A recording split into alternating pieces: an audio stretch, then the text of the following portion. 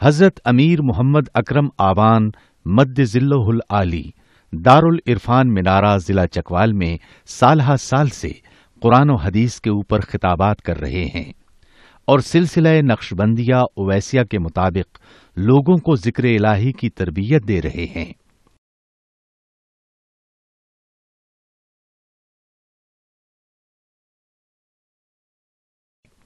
وہ قرآن پاک کی تفسیر ترتیب وار بیان کر رہے ہیں۔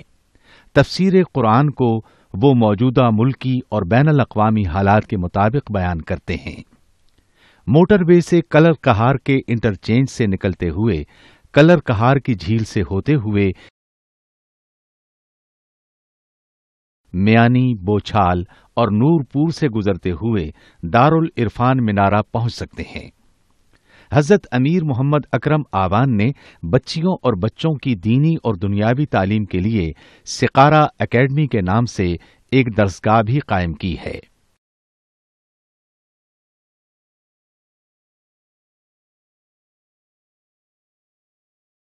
جس کا افتتاح ملک پاکستان کے صدر جنرل محمد ضیاء الحق نے اپنے دست مبارک سے کیا تھا۔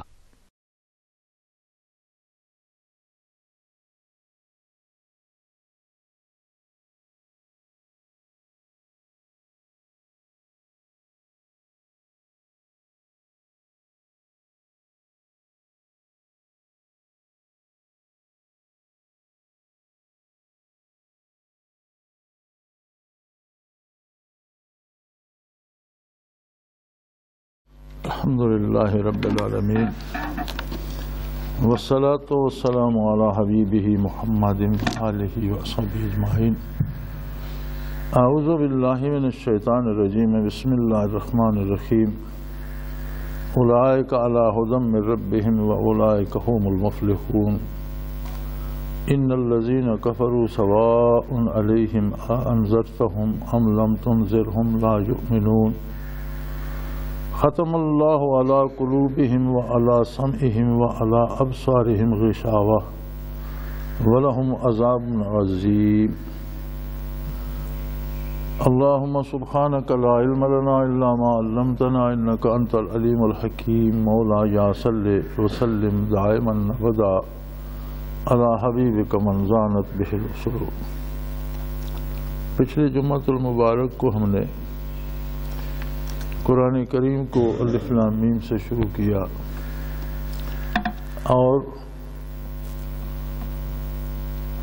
ایمان اور ہدایت کی بابت جو کچھ قرآن نے ارشاد فرمایا ہے، ضروریات دین کا تذکرہ ہوا، جس میں آخرت کے ساتھ یقین کو بالخصوص قرآن حکیم نے دوبارہ دہرایا اور فرمایا کہ جو لوگ اللہ پر، اللہ کے رسول صلی اللہ علیہ وسلم پر، اللہ کی کتاب پر، ان باتوں پر جو اللہ کا نبی منوانا چاہتا ہے یقین رکھتے ہیں اور آخرت پر پورا اعتماد رکھتے ہیں، اولئک علی ھدی من ربہم، یہ لوگ ہیں جو اللہ کی طرف سے ہدایت پر ہیں، اور واولئک ھم المفلحون، اور یہ لوگ ہیں جنہیں زندگی نصیب ہوئی، جو دنیا میں آئے، جو عالم امر سے عالم خلق میں آئے اور دنیا سے اپنی فلاح، بہتری، قرب الہی اور اللہ کی رحمتیں سمیٹ کر آخرت میں پہنچے، یہ لوگ ہیں جنہوں نے فائدے کا سودا کیا۔ اب ان سے آگے دوسری قسم کے لوگوں کا ذکر ہے۔ ان الذین کفروا سواء علیہم اانذرتہم ام لم تنذرہم لا یؤمنون۔ یقیناً جو لوگ کفر پر جم گئے ہیں، ایک خاص طبقہ جو اپنی ہٹ دھرمی کی وجہ سے اپنی آنا کو قائم رکھنے کے لیے بغیر کسی دلیل کے، بغیر کسی ثبوت کے صرف انکار نبوت پر جم گئے کہ اگر ہم حضور اکرم صلی اللہ علیہ وآلہ وسلم پر ایمان لاتے ہیں تو ہماری اپنی حیثیت تو ختم ہو جائے گی۔ کفر کی بھی کئی اقسام ہیں۔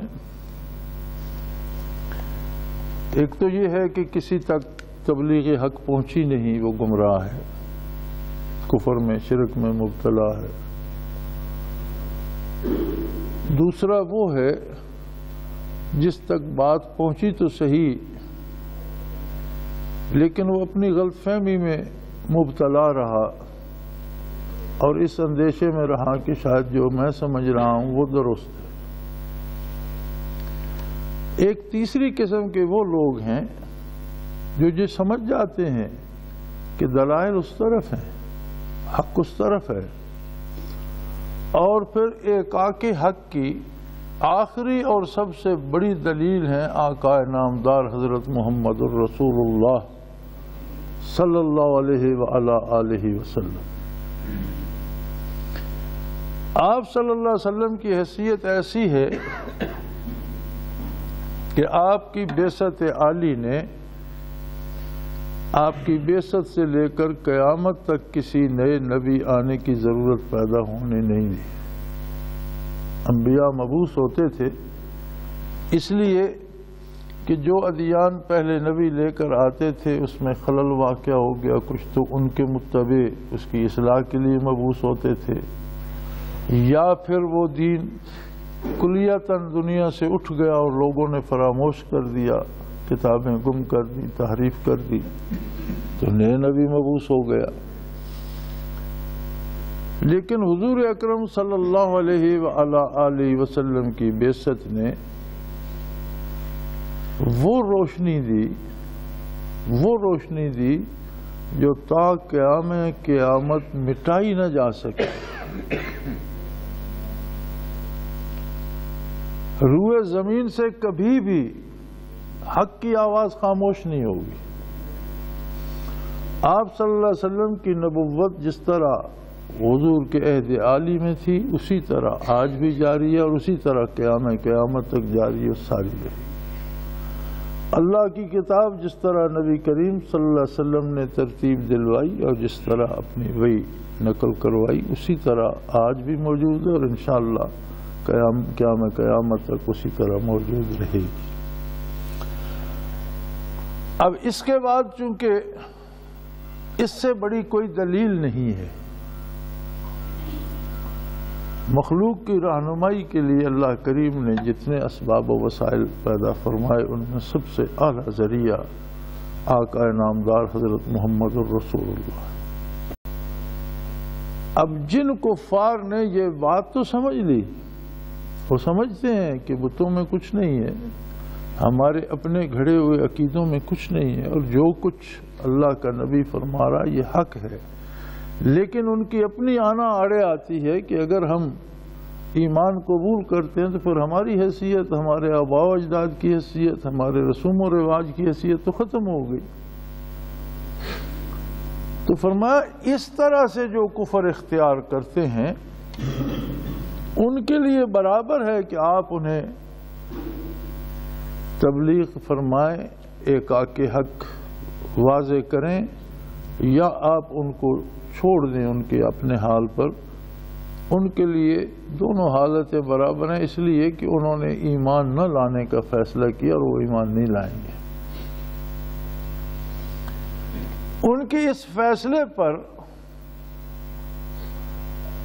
اللہ کریم کی ناراضگی اس حد تک بڑھی کہ حق کو حق سمجھ کر پھر اپنی ذات کو منوانے کے لیے وہ اڑ گئے ہیں، تو فرمایا ختم اللہ علی قلوبہم، اللہ نے ان کے دلوں پر مہر کر دی۔ اس گستاخی کا نتیجہ یہ ہوا کہ اللہ نے ان کے دلوں پر مہر کر دی اور ان کے کانوں پر مہر کر دی۔ اب نہ وہ حق سن سکتے ہیں، نہ ان کے دل میں اتر سکتا ہے۔ وَعَلَىٰ أَبْصَارِهِمْ غِشَاوَةٌ، اور ان کی آنکھوں پر پردہ ڈال دیا جو انہیں حق دکھائی ہی نہیں دیتا۔ وَلَهُمْ عَذَابٌ عَظِيمٌ، اور ان کے لیے بہت بڑا عذاب ہے۔ گزارش یہ کی گئی کہ یا رسول اللہ صلی اللہ علیہ وسلم، جب اللہ نے ان کے دلوں پر مہر کر دی، ان کے کانوں پہ مہر کر دی، ان کی آنکھوں پر پردہ ڈال دیا، تو پھر انہیں عذاب کیوں ہوگا؟ چونکہ انہیں تو کچھ نہ سنائی دیا، نہ دکھائی دیا، نہ سجھائی دیا۔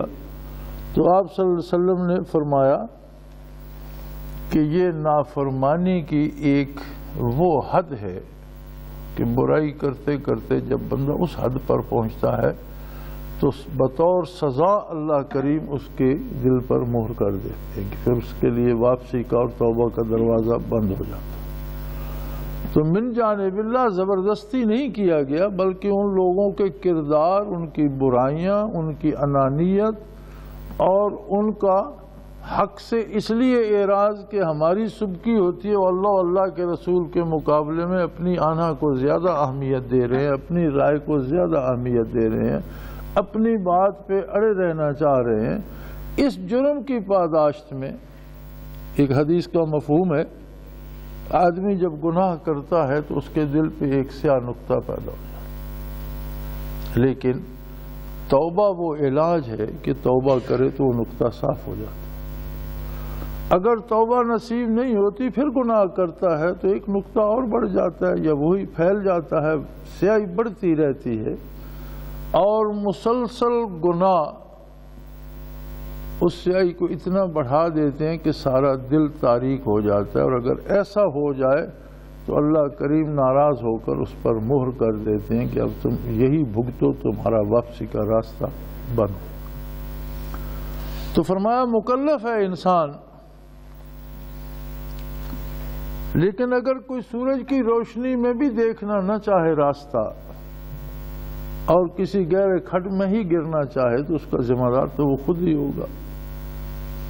سو لہذا ایک طبقہ لوگوں کا وہ ہے جنہوں نے آپ صلی اللہ علیہ وسلم کی بعثت پر بھی حق قبول کرنے سے اس لیے انکار کر دیا کہ وہ اپنے دل میں جانتے ہیں کہ حضور صلی اللہ علیہ وسلم حق پر ہیں۔ آپ کے دلائل، آپ کے معجزات، آپ کا کردار،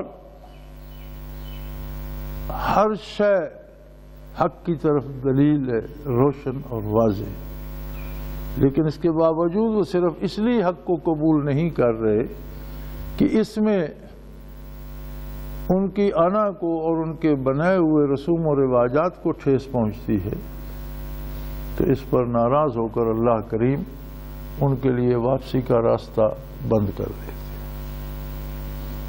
یہ دو طبقے قرآن کریم نے بیان فرمائے، ایک وہ لوگ جو ہدایت پاتے ہیں اور ایک وہ لوگ جو دائمی کفر کی نظر ہو جاتے ہیں اور اس کی دلدل میں دھنس جاتے ہیں۔ فرمایا اس کے علاوہ اور ان کے لیے بہت بڑی سزا ہے، کیونکہ یہ بہت بڑا جرم ہے، اس کی سزا بھی بہت بڑی ہے۔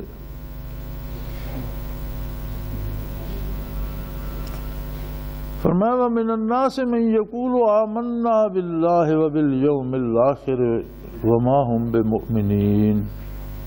ایک طبقہ تیسرا بھی ہے،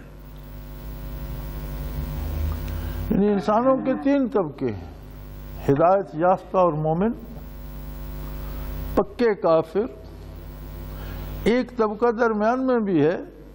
فرمایا کچھ لوگ ایسے بھی ہیں جو کہتے ہیں کہ ہم اللہ پر ایمان لائے، ہم آخرت پر ایمان لائے، لیکن وہ ایمان والے وما ہم بمؤمنین، وہ ایمان والے نہیں ہیں۔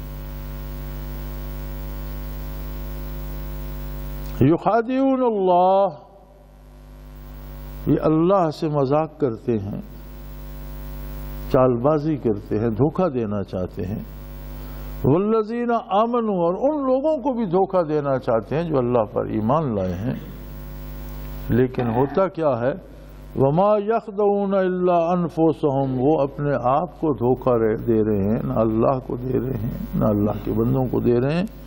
وما یشعرون، حالت یہ ہے کہ خود انہیں اس بات کا شعور ہی نہیں کہ جو وہ کر رہے ہیں اس کی برائی اور اس کا انجام خود انہیں بھگتنا ہوگا۔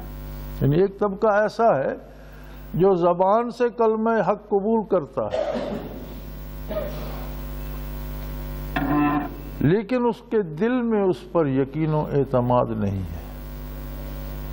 اللہ تو دلوں کا حال جاننے والا ہے، ہر آدمی کا حال وہ جانتا ہے، اور ایک حد تک آدمی خود جانتا ہے۔ ہم ایک دوسرے کے دل کا بھید نہیں جانتے، لیکن ایک حد تک بندہ اپنے کردار کو خود جانتا ہے۔ یہ منافقین جو تھے آخر ایمان کیوں لائے؟ جب انہوں نے اسلام کو بڑھتے پھیلتے دیکھا اور انہوں نے سمجھا کہ یہ ایک قوت بن رہی ہے، تو چلو ہم اس میں شامل ہو جائیں، کچھ فائدہ ہوگا۔ اس لیے نہیں کہ اللہ سچا ہے، اس لیے نہیں کہ اللہ کا نبی سچا ہے، اللہ کی کتاب سچی ہے، انہوں نے ایک پناہ تلاش کی اپنی ذاتی فائدے کے لیے، لیکن ان کا کردار اس کی شہادت نہیں دیتا۔ چھوٹے چھوٹے فائدے کے لیے بک جاتے ہیں۔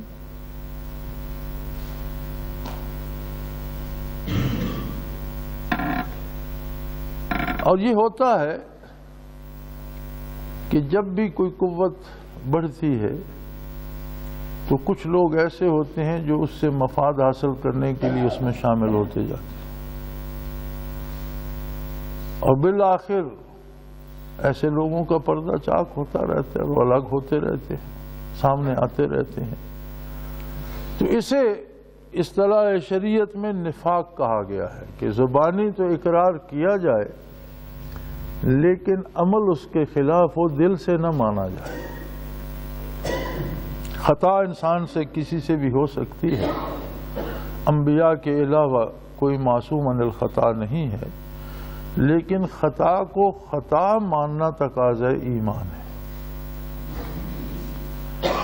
خطا کے جواز تلاش کرنا یہ منافقت ہے کہ دین بھی ہاتھ سے نہ جائے اور گناہ سے باز بھی نہ ہوں، بلکہ اس گناہ کو جائز یا حلال کرنے کے لیے ہیلے تراشنا، یہ منافقت ہے۔ اور نفاق کفر کی بدترین قسم ہے، یعنی منافق کافر سے بھی گیا گزرا ہے، اور قرآن کریم میں ارشاد ہوتا ہے کہ ان المنافقین فی الدرک الاسفل من النار، کہ منافقین کو کافروں سے بھی نچلے درجے میں دوزخ میں رکھا جائے گا۔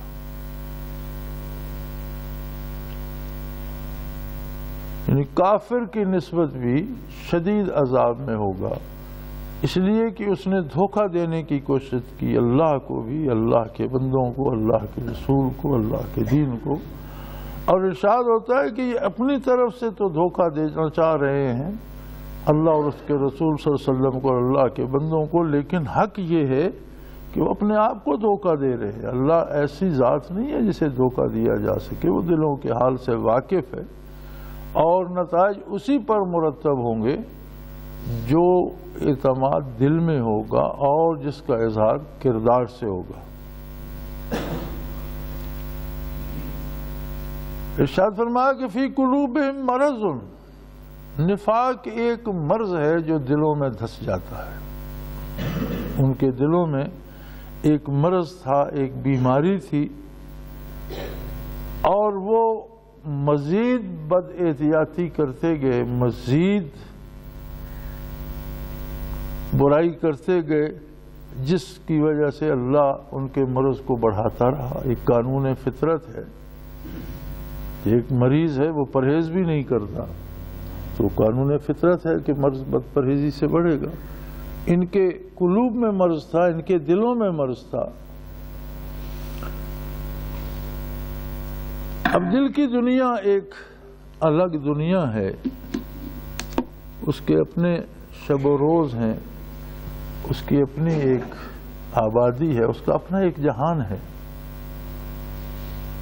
انسان کے اندر ایک اور جہان آباد ہے، ایک انسان کے اندر کئی جہان آباد ہیں۔ بنیادی طور پر تو کہا جاتا ہے کہ انسان اس کائنات کا خلاصہ ہے، جس طرح اللہ کی مخلوق کائنات میں ہے اور ان کے شب و روز اور حیات و اموات ہے، اسی طرح ہر انسان کے وجود کے اندر ایک کائنات بسی ہوئی، اور آج کل کی سائنس نے تو اس کے بہت سے گوشے بے نقاب کر دیے ہیں کہ لاکھوں قسم کروڑوں قسم کے جراثیم ہیں ایک بندے کے وجود کے اندر، کتنی طرح کی مخلوق ہے، کوئی مر رہے ہیں، کوئی بڑھ رہے ہیں، کوئی پیدا ہو رہے ہیں، جی یہ کیا بخار ہو گیا، اس کے جراثیم آ گئے، جی انجیکشن دیا، گولی دی، جی وہ جراثیم مر گئے، بخار ٹھیک۔ ایک یعنی موت و حیات کا سلسلہ، ایک پیدا ہونے اور مرنے کا سلسلہ، ایک شب و روز کا تسلسل، ایک زندگی انسان کے وجود کے اندر کئی طرح سے جلوہ افروز ہے۔ اس سب کے ساتھ انسان کو جو قلب عطا کیا گیا ہے، جس کا مقام وہی دل ہے جو سارے بدن کو خون سپلائی کرتا ہے اور ایک پمپنگ سٹیشن ہے، اس کے اندر ایک لطیفہ ربانی ہے جسے قلب کہا گیا ہے۔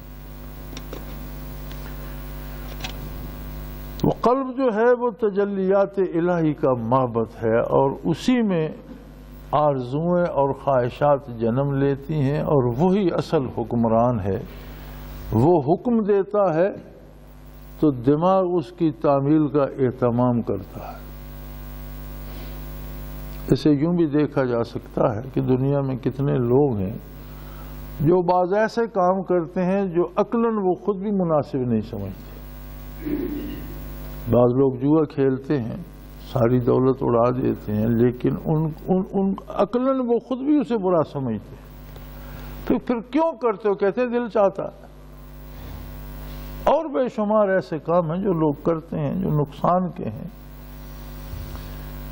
ان کا اپنا دماغ انہیں اس سے روکتے ہیں، ان کی اپنی عقل اس سے روکنا چاہتی ہے، لیکن وہ نہیں رکتے۔ کیوں نہیں رکتے؟ کہتے ہیں اس کا مطلب ہے دل ایک کوئی ایسی قوت ہے کہ جس کا حکم حتمی ہوتا ہے، اور دماغ چاہے تو بھی تعمیل کرتا ہے، نہ چاہے تو بھی تعمیل کرتا ہے۔ اب یہ ایک دل اور قلب ایسی حقیقت ہے جو ایک لطیفہ ربانی اسی دل کے اندر ہے، جس کے بارے حضور علیہ السلام نے ارشاد فرمایا۔ حدیث کا مفہوم ہے کہ خوب غور سے سمجھ لو کہ اس جسم کے اندر ایک گوشت کا لوتھڑا ہے۔ اذا صلح صلح الجسد کلہ، اگر وہ درست ہو جائے تو سارا جسم سدھر جاتا ہے۔ آنکھیں حق دیکھتی ہیں، ہاتھ صحیح کام کرتے ہیں، پاؤں صحیح سمت اٹھتے ہیں، دماغ صحیح سوچتا ہے۔ اذا صلح صلح الجسد کلہ، اگر اس کی اصلاح ہو جائے تو سارے جسم کی اصلاح ہو جاتی ہے، سارے افکار کی اصلاح ہو جاتی ہے، نظریات سے لے کر کردار تک ہر شے سدھر جاتی ہے۔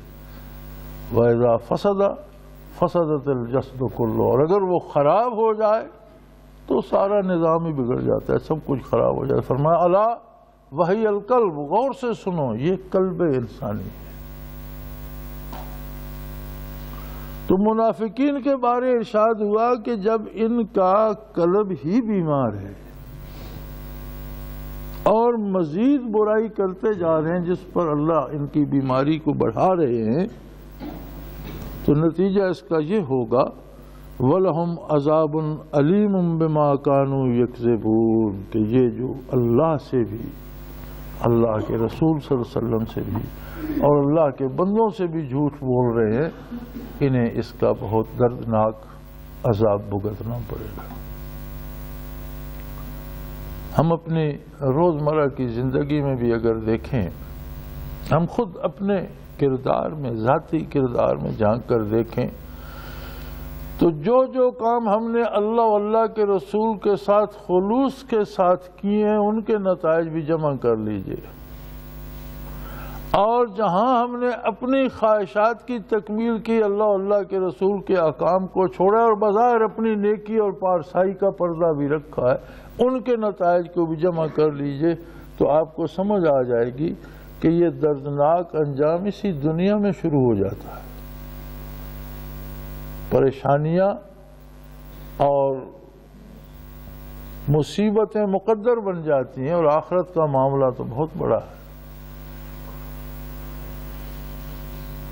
قرآن حکیم کتاب ہدایت ہے، اور جو کچھ بیان فرماتا ہے یہ اس لیے بیان فرماتا ہے کہ ایک آئینہ ہمارے سامنے آ جائے اور اس میں ہم اپنے آپ کو تلاش کر سکیں کہ میں کہاں ہوں۔ ہماری مصیبت یہ ہے کہ ہم دوسروں کو تلاش کرتے رہتے ہیں کہ وہ کتنا نیک ہے، وہ کتنا پڑھ، اس کی باری بعد میں آتی ہے۔ پہلے ہر فرد کو اپنی ذات کو تلاش کرنا چاہیے، چونکہ آپ کی طرف سے جواب میں نہیں دوں گا، میری طرف سے آپ نہیں دیں گے، لیکن مجھے میرا جواب تو دینا ہوگا۔ تو میں خود کہاں ہوں، اللہ کی بارگاہ میں میرا کتنا خلوص ہے، نبی کریم صلی اللہ علیہ وسلم کے ساتھ میں کس حد تک مخلص ہوں۔ یہی وجہ ہے کہ آپ نے دیکھا ہوگا کہ علماء ظواہر، الحمدللہ اللہ علماء کی برکات سے ہمیں مستفید فرماتا رہے، ساری عمر محنت کرتے ہیں، سیکھتے ہیں، ہمیں سکھاتے ہیں، سمجھاتے ہیں، بتاتے ہیں، لیکن ان کی ساری کاوش ہمارے دماغ تک ہوتی ہے، ہمارے عقل تک ہوتی ہے، ان کے دلائل ہمارے دماغ کو، ہماری عقل کو کال کرنے کی کوشش کرتے ہیں۔ لیکن ایک طبقہ جو اہل اللہ کا ہے اور صوفیاء کا ہے، ان کا طریق مختلف ہے، وہ براہ راست قلب سے بات کرتے ہیں اور شروع ہی اس بات سے کرتے ہیں کہ قلب ذاکر ہو جائے۔ اور دیکھا یہ گیا ہے کہ ان کی مجلس میں کوئی روک ٹوک، کوئی تنقید نہیں ہوتی، اس کے باوجود جب قلب ذاکر ہو جاتا ہے تو بندے کو خود فکر پڑ جاتی ہے کہ میں کہاں کہاں غلطی کرتا ہوں اور مجھے کن کن باتوں کو چھوڑنا ہے، کن کن کو اختیار کرنا ہے، اپنی اصلاح بندہ خود کرتا چلا جاتا ہے۔ ان کا طریق یہ ہے کہ وہ بات ہی قلب سے شروع کرتے، اور جب قلب سدھرنا شروع ہوتا ہے تو از خود باقی سارے امور سدھرتے چلے جاتے ہیں۔ تو یہ اللہ کریم کا احسان ہے کہ قلوب کی بیماریوں سے نجات دے اور ایمان و یقین کی دولت سے سرفراز فرمائے۔ زندگی بالکل عارضی ہے، ہمارے سامنے ہزاروں لوگ روز اس جہاں سے جاتے ہیں اور ان سے زیادہ اس جہان میں آتے ہیں، ہم بھی ان میں سے ایک ہیں۔ ہمارے پاس بھی دوسرا سانس آنے کی کوئی سند نہیں ہے۔ ایمان و یقین وہ دولت ہے جو موت سے ڈرنے کی بجائے موت کو بھی محبوب بنا دیتی ہے، اس لیے کہ آدمی تیار ہوتا ہے اس حادثے کے لیے، اس طرف جانے کے لیے۔ بلکہ صوفیاء کا قول تو یہ ہے کہ الموت جسر یوصل الحبیب الی الحبیب، موت تو وہ پل ہے، وہ دروازہ ہے جو اللہ کی بارگاہ میں، جو مطلوب کی بارگاہ میں طالب کو پہنچا دیتا، اس کا مقصود ہی اللہ ہے۔ ساری زندگی وہ اس کی طلب میں لگا رہا، اس کے جمال کی طلب میں لگا رہا، اس کی اطاعت کرتا رہا، اس کے حبیب صلی اللہ علیہ وسلم کی اطاعت کرتا رہا، اس کے احکام پر عمل اس لیے کہ اسے وصال الہی نصیب ہو، تو موت ہی وہ پل ہے جو اسے اس پار پہنچا دیتا ہے۔ تو بجائے گھبرانے یا ڈرنے کے، موت بھی ایک محبوب منزل بن جاتی ہے۔ اللہ کریم ہمارے گناہ معاف فرما کر ہمیں نیکی کی توفیق اور صدق اور خلوص کی سعادت نصیب فرمائے۔ وآخر دعوانا ان الحمدللہ رب العالمین۔